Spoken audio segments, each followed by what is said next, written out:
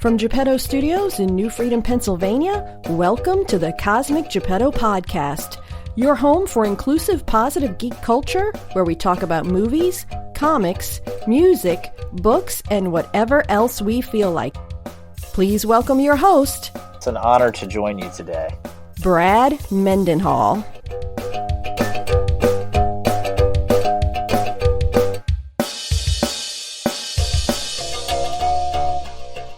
Hey kids, it is episode 230 of the Cosmic Geppetto Podcast. Very excited to welcome to the show singer, songwriter, Aaron Lee Tasjan, an amazing musician and a heck of a nice guy. Always nice when talented people are also cool people. Anywho, Katie has a question.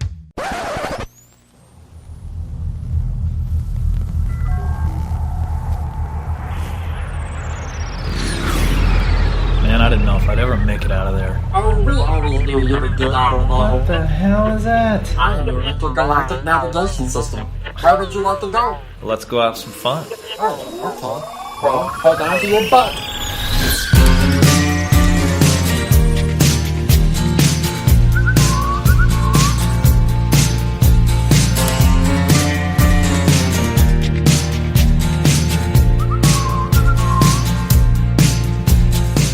What is your favorite musical, and why? That's a really, really good question. And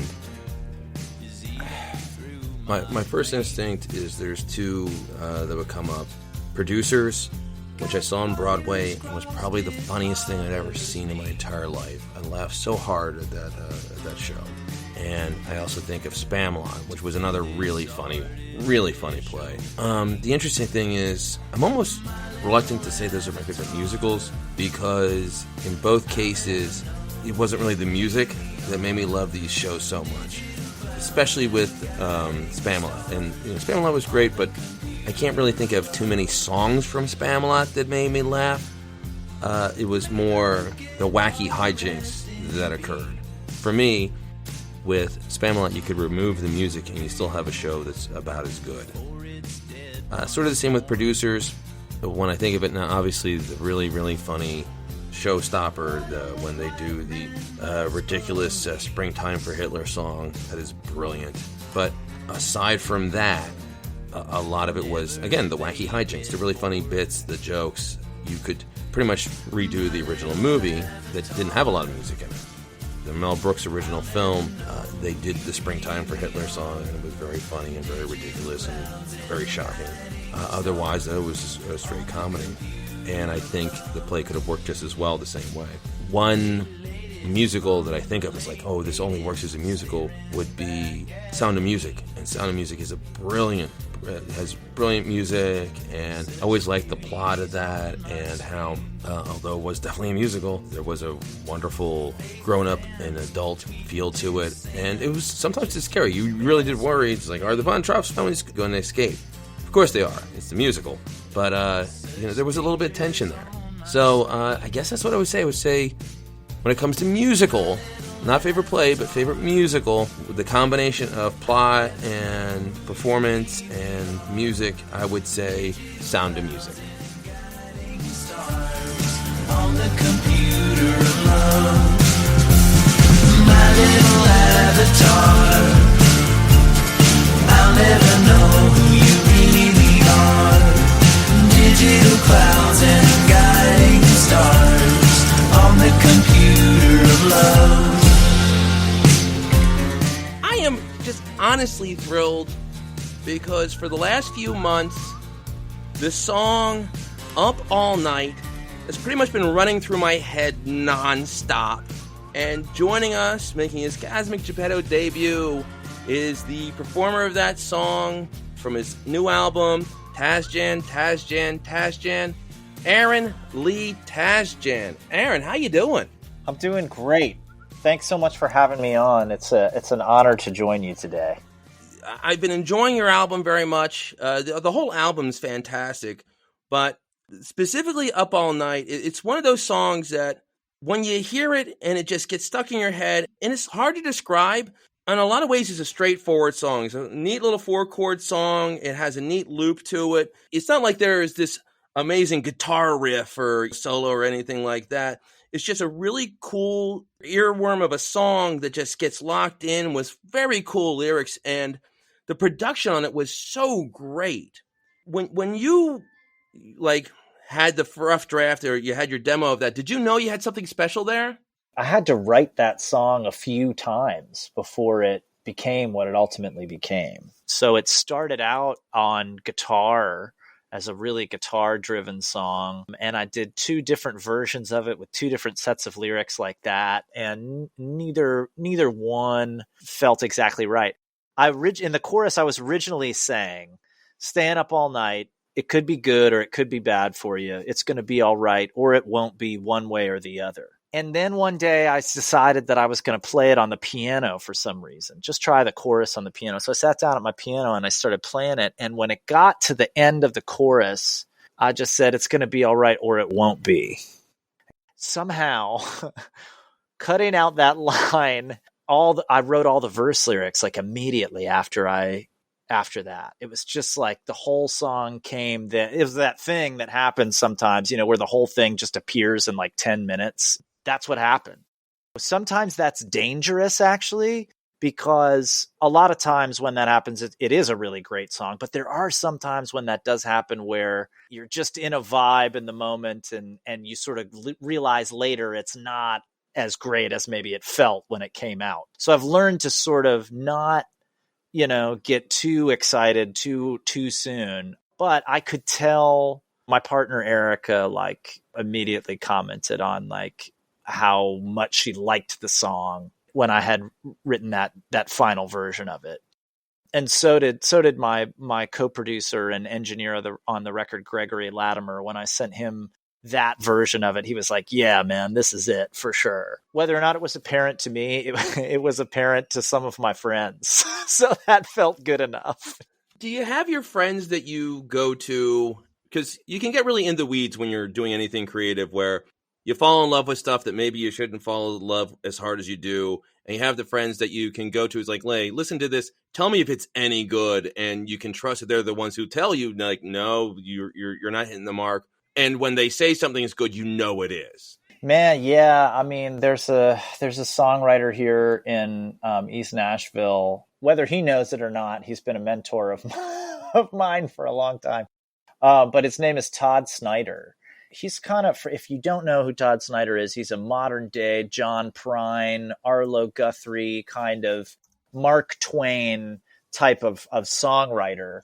And he combines that with like a Mitch Hedbergian level wit. And his in-between song banter at his shows is incredible. It's almost as brilliant as the songs are. In a lot of ways, it's really unique. He's a really great songwriter. He's a guy that was invited into the inner circle with people like Chris Christopherson and John Prine and Jerry Jeff Walker and a lot of songwriters that I really revere and admire. And so Todd is kind of that guy. Like, he's also just doing it for the same reasons that I'm doing it for, I think, which is just to see how good of a song you can write. And the only way to do that is to write like a million of them. You're going to lose track sometimes of which songs you have currently that are any good. But Todd's always cool about that, man. I've sent him many songs and records and just said, man, is this any good? And he's always, been honest with me about even times where he felt like I was emulating him too much, my own writing, being too influenced by him. Got to appreciate a guy like that, because that sort of honesty, I do think, is hard to come by, only because it's usually not very well received, I think. I remember very vividly, I'm an old man. I worked at a CD store, the Wall CD store, and they were giving out, they had like a box full of demos and stuff, and I grabbed Todd Snyder's first album. Yeah. And I don't know why. I think there might have been like a blurb on the front that connected with me. And I put it in. I just remember the opening little preamble that he did at the beginning of My Generation. Yeah. Did you know that there are people who put us down for no other reason than the simple fact that we get around? My Generation, Part 2, Verse 3, Chapter 4, Jackson 5, Nikki 6. And that is such a fun, catchy song. And one thing, and it's funny that you say he's, a mentor and an influence to you, because one thing that I see you and he having in common, and there's several things, but one is you're not afraid of humor, but you're not trying to be Weird Al Yankovic, and no offense to Weird Al Yankovic. No, he's amazing. Yeah, but you're not doing joke songs, but you're doing songs that have a little bit of sly humor to it. And I love that. I'm a big Ben Folds fan who does that a lot. Yeah, I love him too. Snyder has that as well. Stop me if I'm wrong, but it seems like you ramped up that little bit of wit in your newest album, and there was some of it in your previous stuff, but not to the same degree. Is that something that was, am I reading that right? And is that something that was intentional? It was kind of interesting. I think on the older records, it's there, but it's almost there.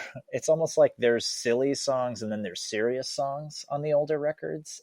On this record, I think what I found a way to do was to sort of take, some of the approach to how I would write some of those sillier songs on the previous records, but put it into a song that wasn't meant to be just for a laugh or whatever. And I think that combination does interest me. I think if you can sort of be funny, but also real, which means you also are going to be probably a little dark sometimes or a little even sad sometimes. And you can be funny at the same time. I actually think that's kind of a relatable human condition. Cause a lot of times, at least in my life, when it does get particularly hard, all I can do really is laugh. Well, it's gallows humor. Yeah. Right. There you go. Yeah, exactly. During the darkest periods and the most challenging situations in my life and with my family, we all have that. Yeah, man. I think I might have told this story in the show before, but it's a good story, so why not? I remember when my grandmother passed away, and she had a very bad relationship with my dad. We didn't talk to her very much, and that part of the family was terrible. My uncle, without letting us know what he was doing, she passed away, and he sent her ashes to us.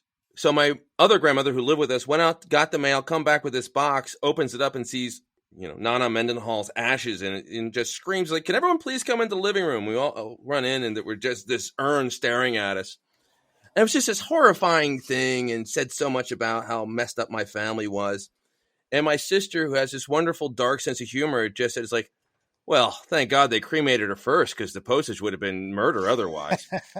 We all had a big laugh because you need to, although, again, it was a horrifying thing, and the implications of just what a messed up family my father was part of. Yeah, you need that. Those darker, scary things can be really effective when there's just a little bit of wit, a little bit of humor, just a wink, because that's how life is. So when everything is grandiose and so big and dark and unrelenting, it loses relatability. Yeah, I think so.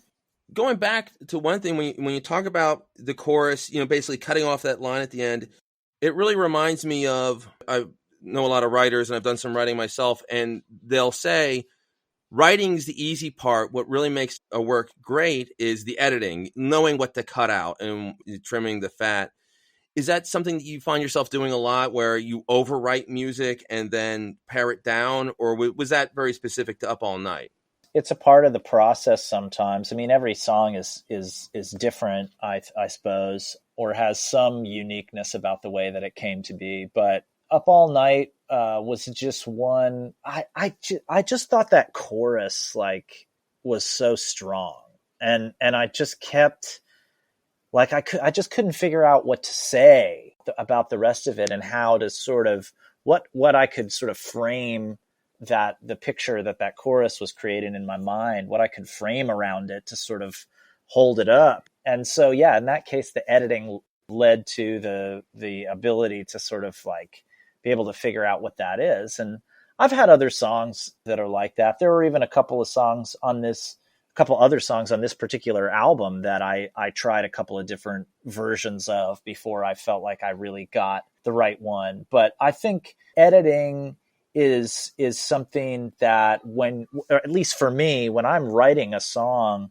if I start to edit too early, I kind of get into trouble. And I begin to take my focus off of what's really important, I think, which is just translating whatever is coming through to the page, in that moment. And don't worry about whether or not it's any good. And then going back afterwards and singing the song again, it's like, it's this is crazy to say, but it's almost like my voice won't let me sing in tune if the line isn't right when I'm singing it back.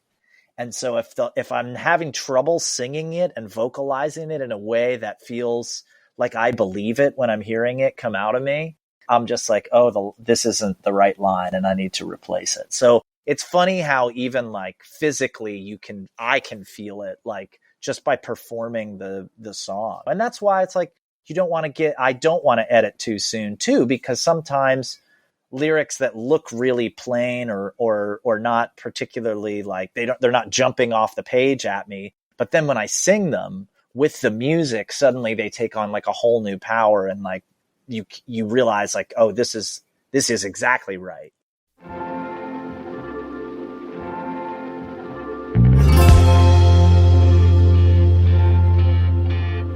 Take this lonely song and break it. There's no way I'm gonna make it. Nothing's in the cards they haven't seen. I'm all out of luck and reasons. That stuff never lasts the seasons. Me, I guess I'm somewhere in between. Now I'm so far away. I'm so far away. Tried to be a poet, couldn't find the words. Maybe someday they'll flow. That's all I can say.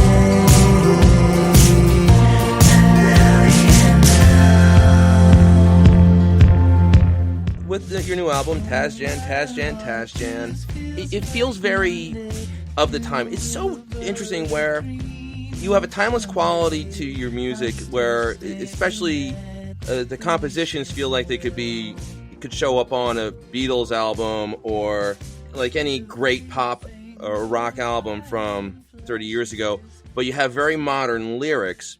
With this particular album, was this very self-contained, or are some of these songs you've been working on for 10 years and you finally got the recipe right?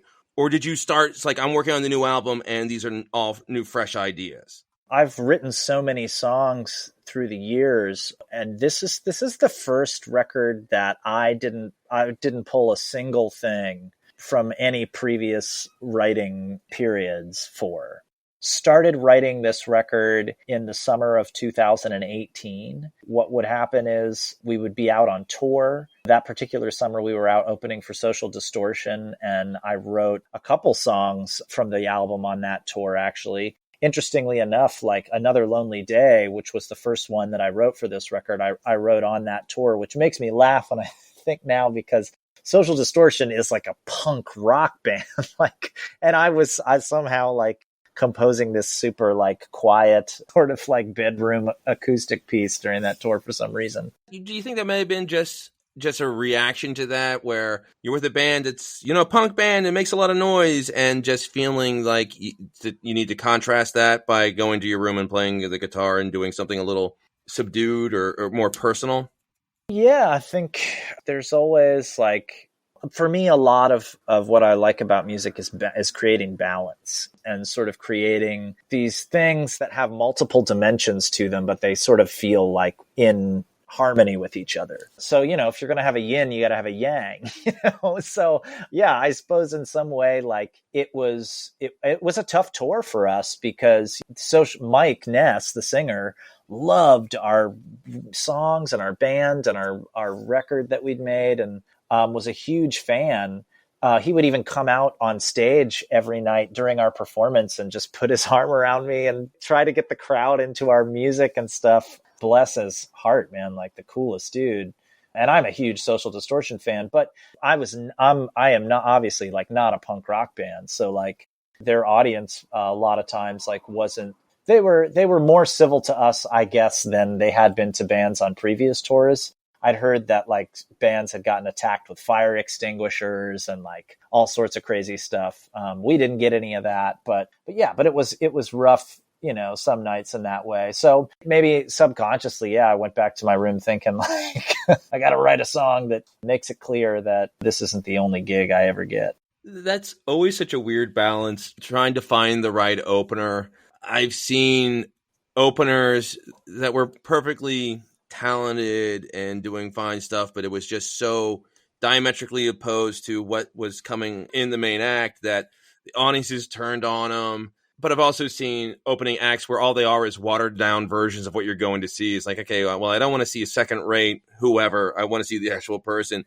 Finding someone different enough where there's a little bit of contrast, but not so in a completely different world that it turns people off. I mean, it's so interesting. You think about like the concerts Bill Graham used to put on and what a wide variety of billing he would sort of put together. And I guess maybe it was a different time or something, but like just think of things like Jimi Hendrix opening for the Monkees or Tom Petty and the Heartbreakers opening for Motorhead. These gigs happened and people were there, and like, I wish I could have been there to see what the reaction was. Hell, Shana Na was at Woodstock, so yeah, thank God. The world's always been insane. Yeah. Thank goodness. Well, and heck, I just saw a video where you were talking about you once had Lady Gaga open for you. Yeah, man.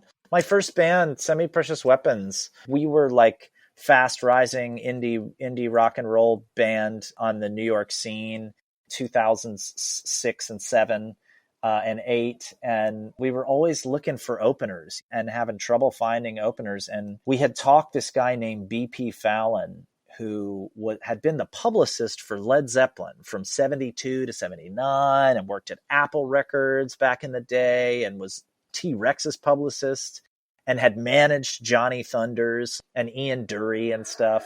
We talked him into being our manager somehow, and he found Lady Gaga.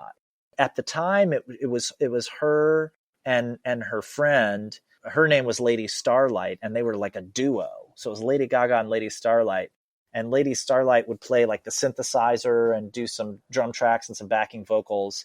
And Lady Gaga would sing, and they had sort of matching, coordinating outfits and stuff. And I think they had the song about ice cream or something, I seem to remember. It wasn't like Poker Face yet or any of that kind of stuff. And we loved her, man. She was cool. She was really nice and gave really spirited performances and just was sort of interesting and something different. And then we went to Canada to play at some sort of like music video award show that ended up taking place in a tattoo parlor. We were driving out and there were just billboards everywhere with her, like enormous billboards with her picture on it. We were just like, whoa. And then the next thing you knew, she was like like the biggest pop star in America. It's crazy. God, that must be so interesting to see, because there's been so many layers to that career, because seeing her at the beginning point and then the huge pop success where she was very popular, but also very dismissed. Yeah. And then she did the albums with Tony Bennett. Oh, so good. People forget this isn't someone who puts on a lot of glitz and a lot of bells and whistles to hide the fact that there's just a modest talent at the center of it. And like, no, she's actually very talented. Gosh, the Star is Born stuff. Oh my God, I know, man. People want to make that Madonna comparison. I think Stephanie's a better singer than Madonna. Like, no offense, Madonna, but like, if there's going to be somebody doing a record with Tony Bennett, I would much rather have it be Lady Gaga. Yeah, that's the thing. She actually had the goods, and Madonna, I mean, and I know people really like Madonna, but vocally, she's never been. She was never Aretha Franklin, right? She's a creative artist. And I think that's what to me is interesting about Madonna, like the way she can reframe her thing and do it in an interesting way that feels authentic, that doesn't feel like she's faking it. I think that's really cool. But I mean, vocally, yeah, it's like put Lady Gaga like behind the piano or something, man, just singing by herself. It's completely captivating.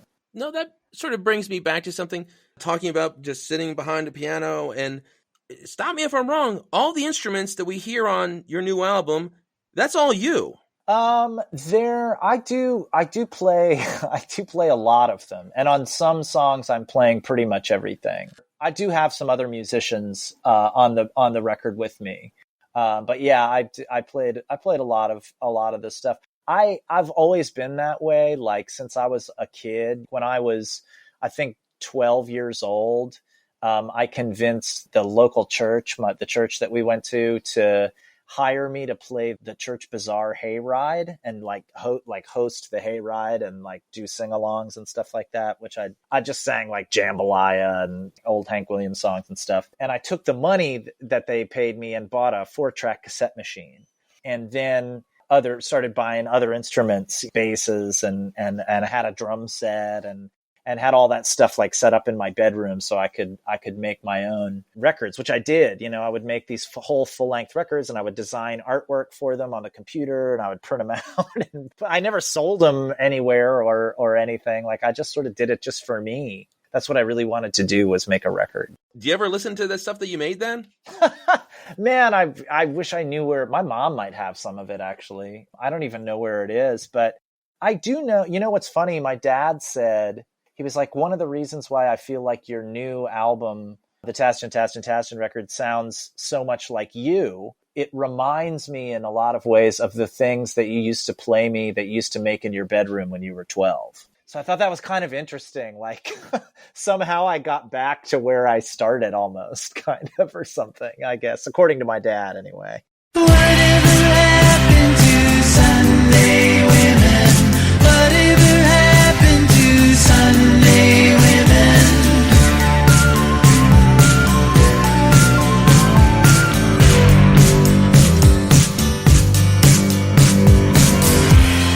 Sunday women are hard to find. Sunday women don't break hearts like mine. When you're with them, the stars align. Whatever happened to Sunday women? Whatever happened to Sunday women? When did you record it? I started recording it at the end of 2018, probably November of 2018. And what would happen is, you know, I would record a little bit, go on tour. While I was on tour, I'd write a couple songs. We'd come home from the tour, take a couple of days to rest, and then go spend like another 2 or 3 days in the studio recording those songs. And so it was this kind of intermittent pace. But I worked on it from the end of 2018 until the very last session that we did for it was January of 2020. So the recording was done before the pandemic happened. Yep. Which is interesting because it feels like an album that speaks to people in the current situation, because it's very personal, and because there's so much of you in the instruments, and it feels like something personal and small. And I think we're all listening to a lot of personal and small music with still big ideas, and cool production really speaks to us because everyone's in their home and everyone's in their apartment or wherever they're at, and not being able to go out the way they want to. So it's funny, you started working on this and completed it before we knew what the situation was going to be in, but it was still perfect for the situation that we're all in. Yeah, it's weird how that happens with music sometimes, I think. And songs become true in ways that you never anticipated they would. We started mixing the record in April. What became life had sort of just set in by the time, sort of mixing the record and stuff. And I do remember thinking to myself as we were doing it, like, some of these songs, even though there's some heavy topics lyrically or whatever, some of these songs feel really joyful. And I hope that people take that I hope people aren't like, I hope that doesn't upset anybody during this time that I'm going to be releasing a record that seems, at least to me, to have a somewhat joyful tone to it in a really difficult time for a lot of people. It's what people often need. We know the world's back. Yeah. Having something that is fun and bouncy and joyful, but still not pushing out or not pretending that the darker things don't exist. Right, yeah. Can really help us. That's kind of what I've come to feel. I've come to feel grateful that I decided to put this record out during this time, because a few people have mentioned that, and like, I don't know why, but like this sense of, when I heard that, like this sense of like peace, like sort of washed over me. Like, I just felt like, man, I made a thing that was able to bring somebody a little bit of happiness during a really tough time. And like, wow, that feels like an artistic victory. This feels like a studio album, and I've listened to your other stuff, and you've had other songs that felt like, not necessarily like they were a live album or anything, but sort of had a little bit more of a in-the-room feel. I'm curious with this album, and because living in the world we're living on right now, you haven't had a chance to tour. Have you done any touring? No. I mean, we've had offers to do things, but we just felt like, at the times when we were getting the offers, it just didn't feel like the right time to be doing something to us. So we do have a couple of things booked this summer that are supposed to be outdoor and distanced and all that kind of stuff, which we're hoping will happen. I have a tour, a solo tour booked for November that we're also hoping will happen, and a tour booked with my buddy Todd Snyder for September as well that we're hoping will happen. So we have a few things now. There's a little bit of light at the end of the tunnel. For the most part, I've been doing what everybody's been doing, and doing live streams. I did a series of live stream concerts, 3 live stream concerts where I used a different band for each one and played a completely different set list for each one, never repeated any songs and all that kind of stuff. And that was fun to do, but it was a lot of work, and certainly not something that you could just do the way you can just go on tour, because a whole production team has to be involved.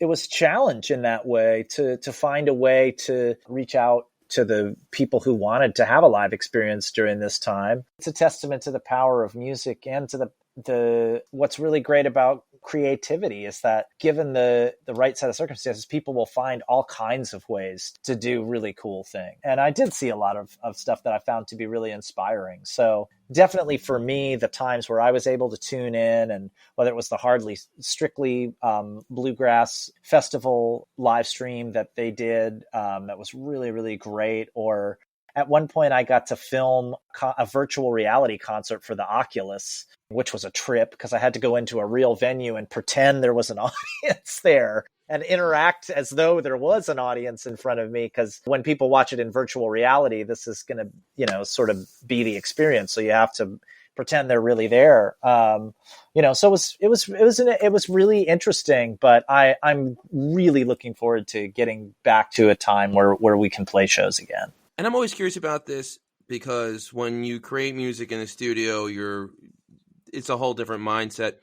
Do you know how to play all these songs live? Have you sort of figured all those out? I mean, you've had a couple of chances to do the virtual shows, but are there any challenges with some of these songs? It's like, okay, how do we really bring the experience and the sound from the album and translate that to live in front of a crowd with your live band? What will you have? Is it going to be, you, a bass? Because I've seen some of your live performances where it's you, a bassist, and a drummer.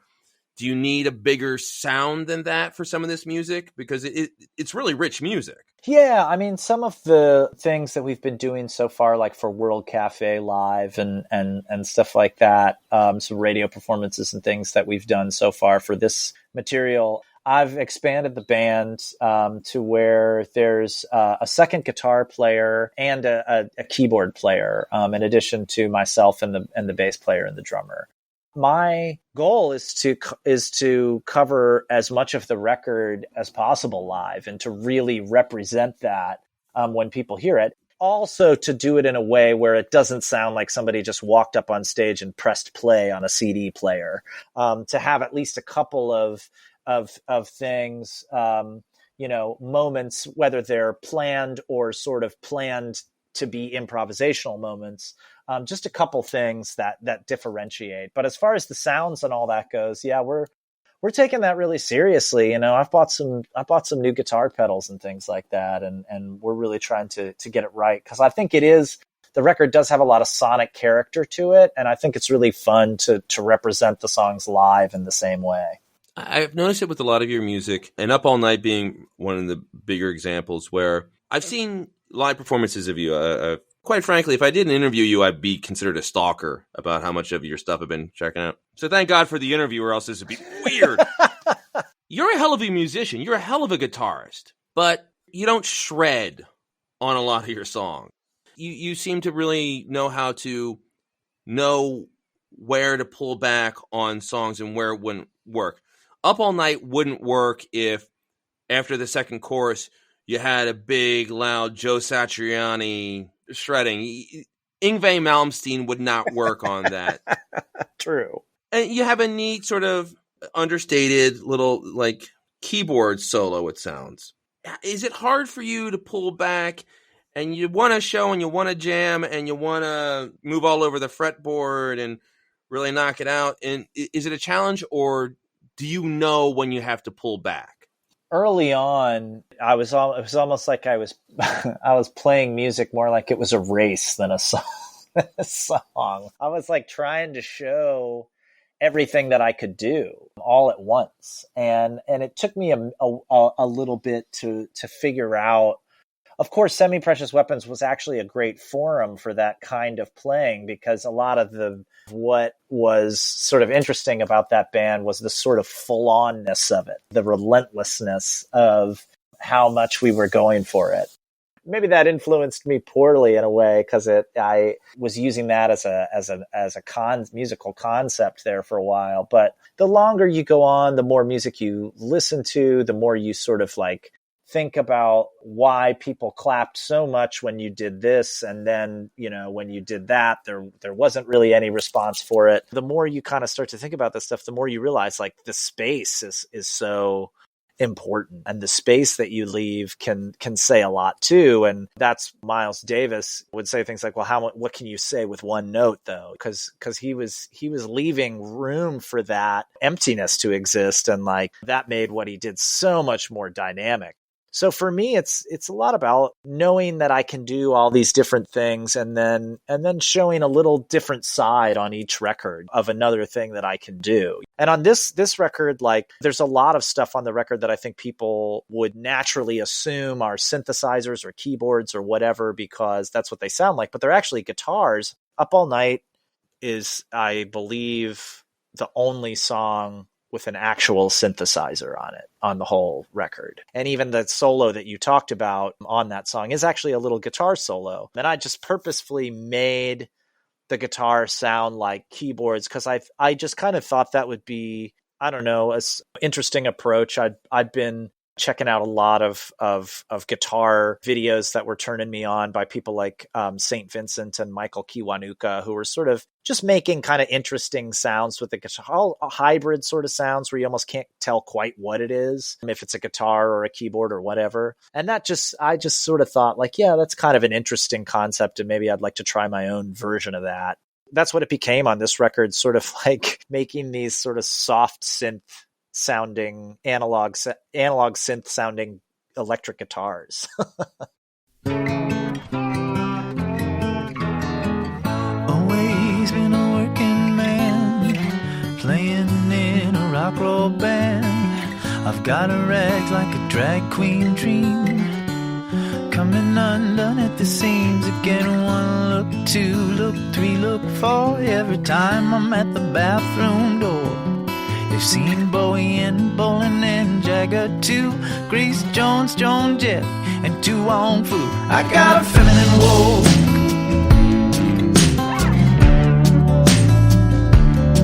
I got a feminine woe.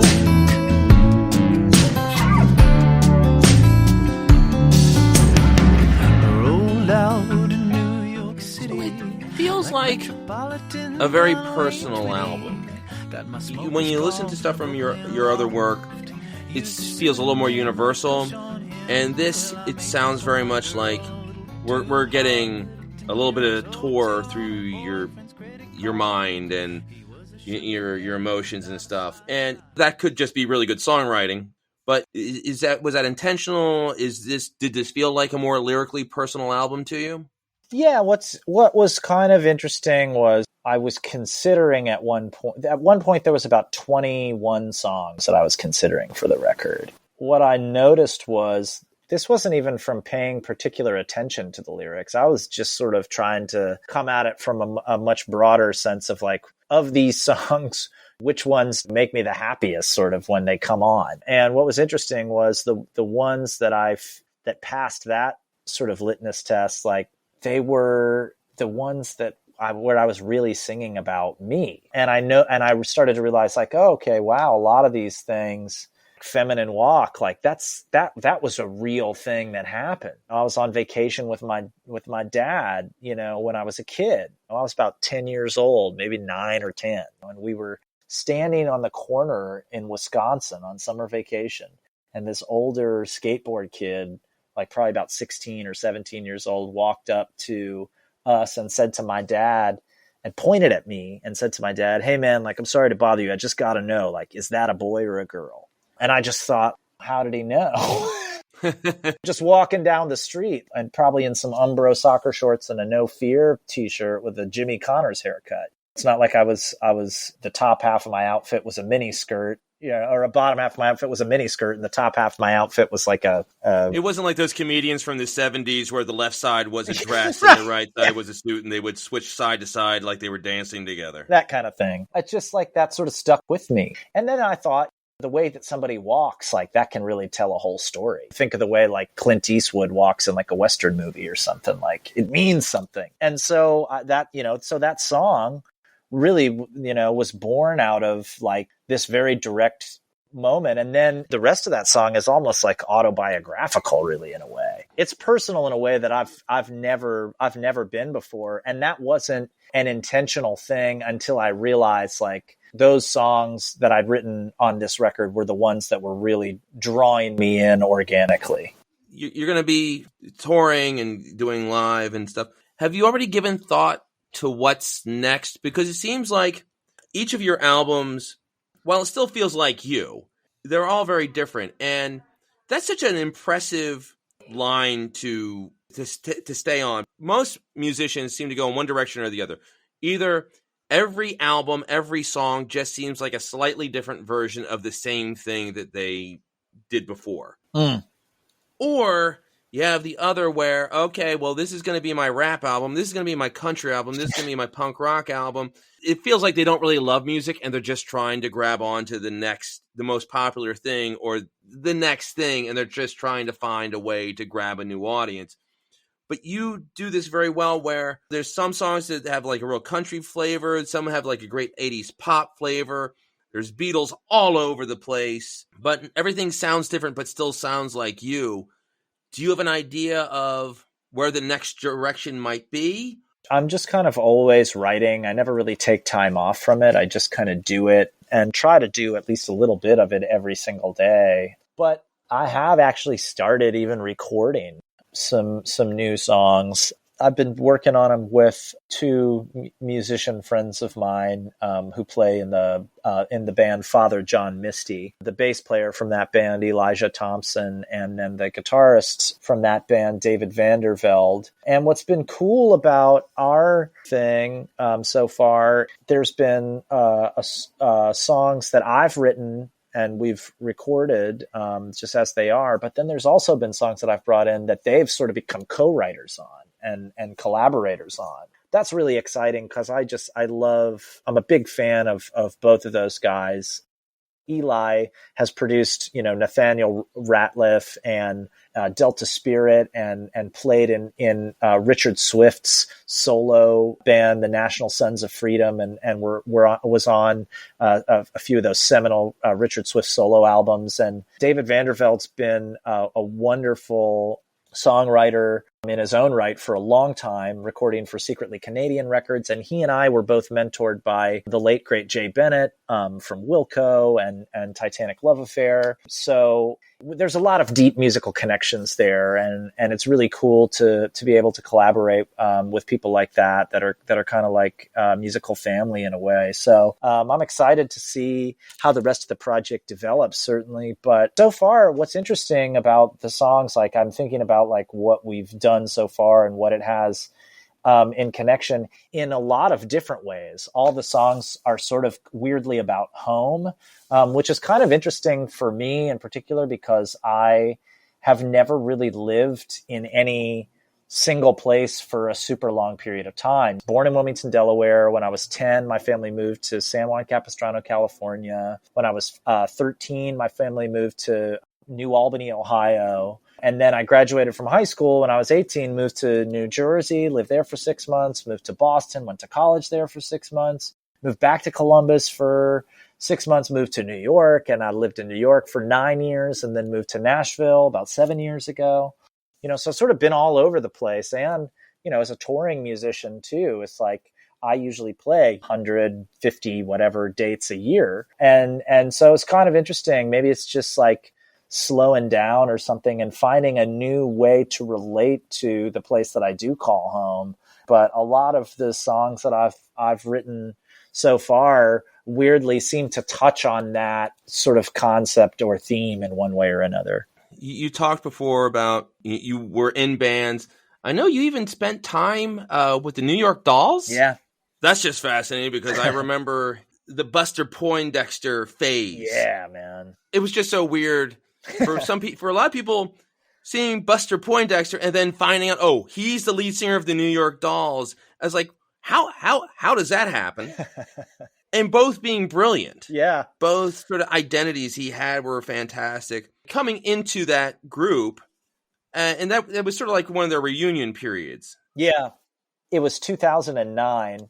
They had put out the first, the Dolls reunion record, One Day This Will Please Even Us. And then there was a second record that was on its way out, I think. And that's when I joined the band for a little bit, just filling in for my buddy Steve Conti. He and his wife were having their first child, and he wanted to take some time. And so I filled in. And it was incredibly intimidating. I mean, I was 25, I think, at the time. The next youngest band member was probably Brian Delaney, who I think was in his late 40s. Pretty big age gap, first of all. I didn't know any of these people at all. And I had to learn 35 New York Dolls songs from memory. And we had one rehearsal. We had one rehearsal with the band. And we didn't even play all the way through all the songs. We would just play through this one or that one. And Dave would say, sounds great, play the next one or whatever. Just stop us in the middle of the song and move on. And then we stepped off a hotel van in Lima, Peru, and played the Estadio Nacional, which is the football stadium there. And David said to the promoter on the way over to the show, did we sell any tickets tonight? And the guy said, so far you're at about 35,000. Oh my God.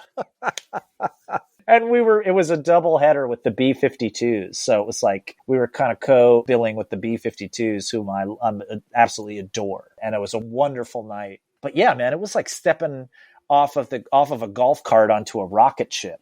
You know what I mean? Like, I can't even imagine. And then how do you adjust to performing in small places like CBGB's? And then it's like, okay, now a mid-sized town you're performing in front of. Right.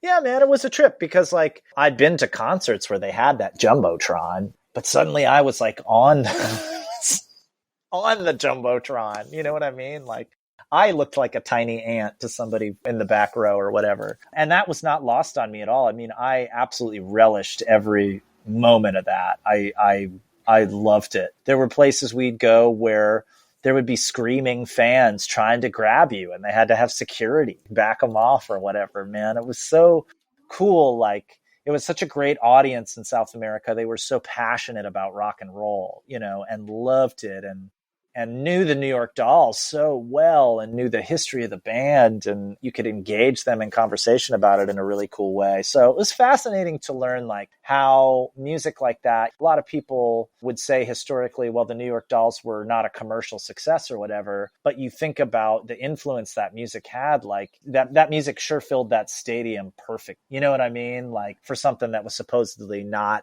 a commercial success or would never be in a stadium. Success is really relative. There's bands that aren't going to sell out Madison Square Garden day after day. Right. You're not going to be Springsteen, but there's an audience for them.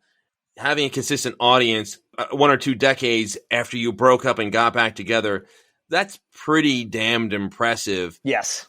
And the fans of those bands will come and see them year after year after year. There are performers that it's a yearly pilgrimage. I know they're going to come to town and I'm going to see them hell or high water. There's a value to that. I agree. Those kind of musicians are sort of their own thing. And what's weird is like so many of my favorites, even since I was a little kid, when I first started to play guitar, Oasis came out. The year I started playing guitar was the year that What's the Story Morning Glory was released.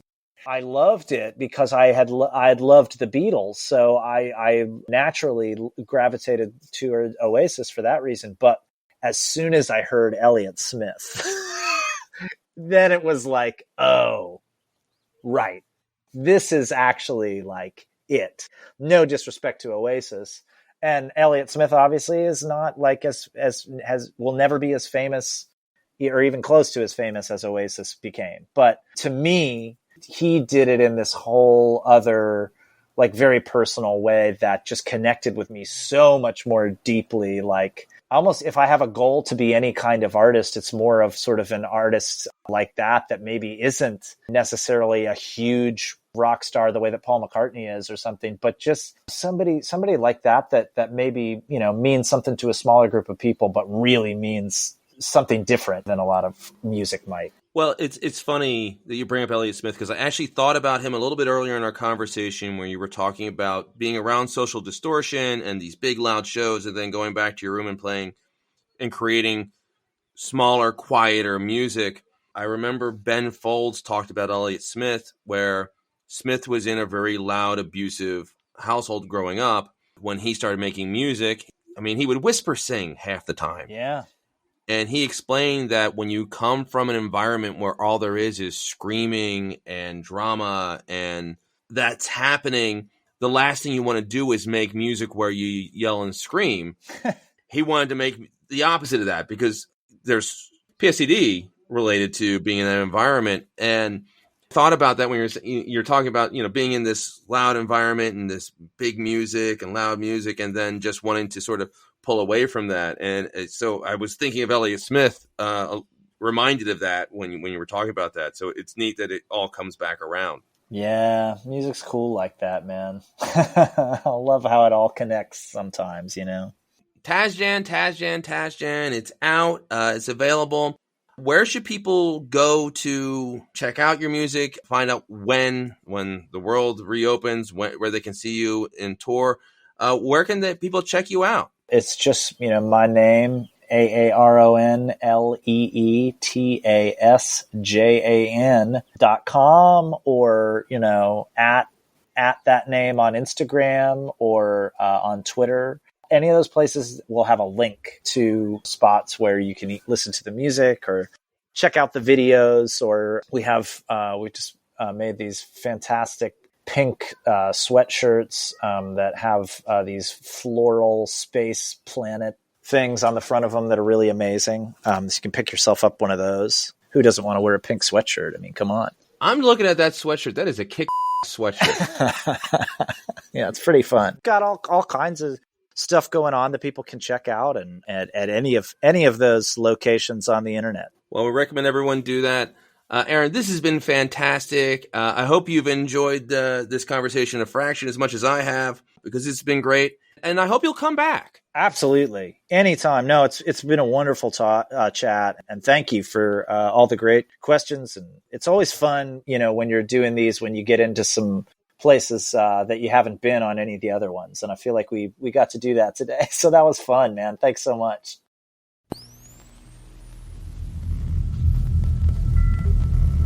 Another safe and tranquil night on our home planet.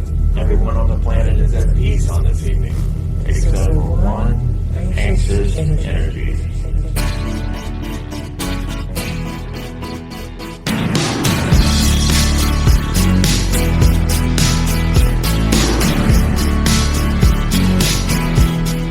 That wraps episode 230. Big thanks to Aaron Lee Tasjan. I could have talked to him for hours and cannot believe how generous he was with his time. Please listen to Tasjan. It is really good. Also, big thanks to Katie May. It's been a while since she had a question, and she always asks the best. Next time on the Cosmic Geppetto Podcast, Brian Fritz, Dr. Travis Smith, and Dr. Anna Papard join me to talk about pro wrestling and its impact on pop culture. Till then, in the words of Jarf Hardin, see you in the funny pages. Girlfriend, 'cause love is like that. 'Cause love is like that. Subscribe to the Cosmic Geppetto Podcast on iTunes, Stitcher, or wherever quality podcasts can be found. Rate and review us while there.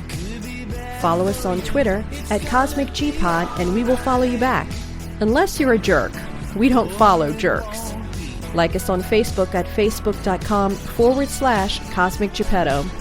We love hearing your ideas for upcoming episodes. Email us at cosmicgeppetto@comcast.net. Hey man, let's rock and roll without a little embarrassment.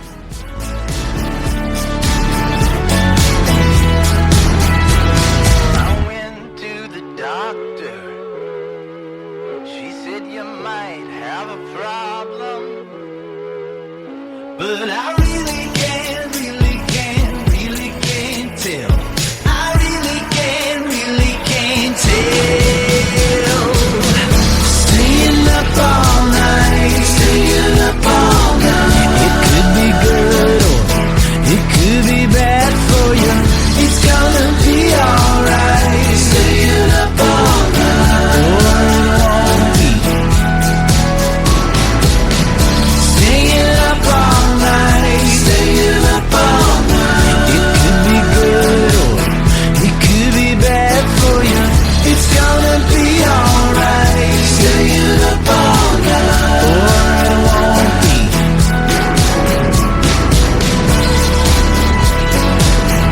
Staying up all night. Love is like staying up all